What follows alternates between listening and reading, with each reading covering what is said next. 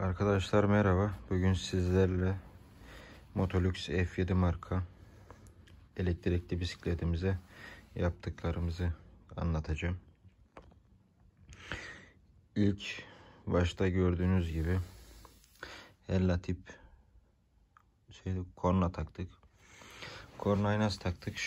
Şimdi anlatacağım. Burada 4 adet akü var. Motoru besleyen, yani elektrikli bisikletin arka tarafında bulunan motoru çalışmasını sağlayan burada 4 adet 12 volt akülerimiz var.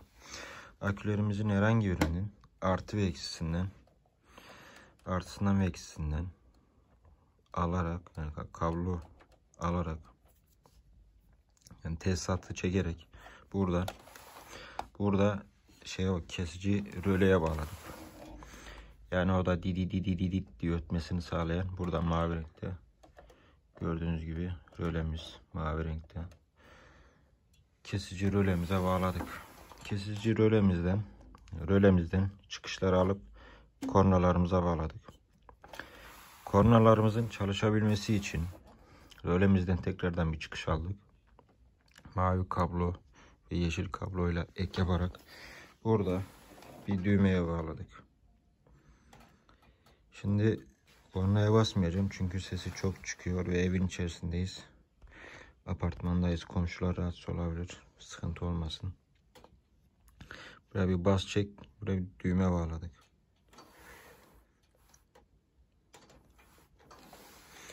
Daha sonra biz buna menzil uzatıcı konverter taktık. Konverterin faydası menzilini uzatması. Yani şöyle söyleyeyim, bu motorun aküleri zayıf, yani bitik. En fazla ben 15 kilometre gittiğini gördüm. Yani test ederek 15 kilometre gittik. Tabii 15 kilometreden sonra konvertörsüz haliyle 15 kilometreden sonra şarjı burada şöyle göstereyim. Şarjı burada kırmızıya düşüyordu ve hareket etmiyordu. Yani gitmiyordu. O şekilde yolun ortasında kalıyordu. Yani yolda kalıyordu. Yolda bırakıyordu bizi. İnternetten bunun beynine göre bir konvertör buldum. Sipariş ettim. Onu taktım videolarına göre. Taktığımda ise bunun şöyle söyleyeyim, 30 kilometreye kadar gittiğini test ettim. Yani 30 kilometre götürdü. Tekte 30 kilometre gittik yani. Hani şehir içerisinde 25 kilometre, 20 kilometre falan götürüyordu.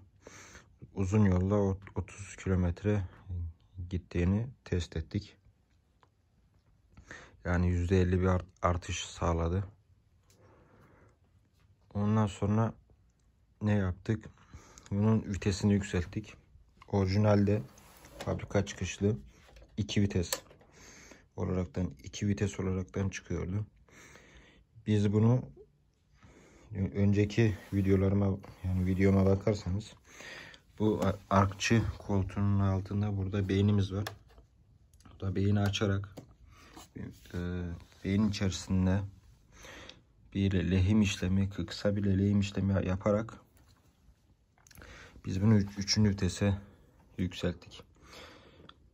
Ve tabii 3'ten 2'ye düşürebilmek için buraya araya bir soket koyduk. Bu soketi ayırdığımızda vitesimiz 2. vitese düşüyor.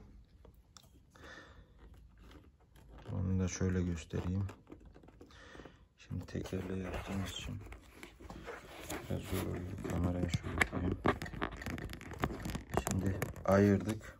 Gördüğünüz gibi ayırdık ve 2. vites. Birleştireceğim bunu. Soketleri birleştirdiğimizde tekrardan görüyorsunuz. Şöyle ekranda göstereyim. 3. vites oldu. ayırıyorum. İkinci vites. Birleştiriyorum. Üçüncü vites. Birleştirdim. Üçüncü vitese yükseltmiş olduk. Şimdi bisikletimiz şarj yeri burası. Buradan şarj ediliyor. Şarj aletiyle beraber. Şarj aleti şu an yanımda değil. Onu da gösterirdim. Burada arkçıların ayaklarını koyabilmeleri için burada böyle bir, nasıl diyeyim, böyle bir şu şekilde bir pedal oluyor. Yani bu buna benzer.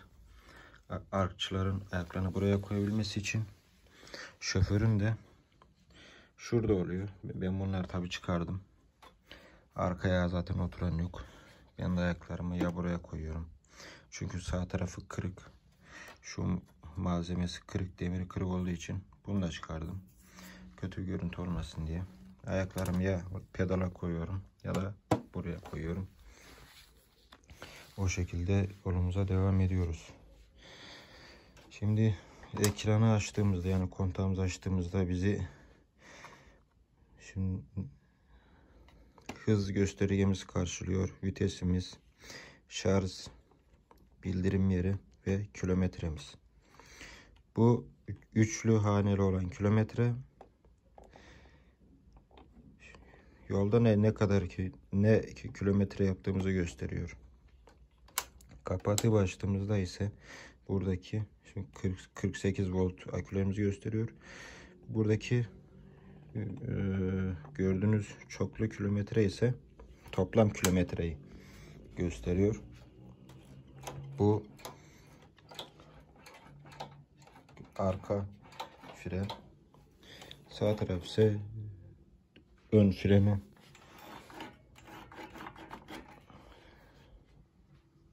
O da ön freni. Motolux F7 marka elektrikli bisikletimiz 2021 model.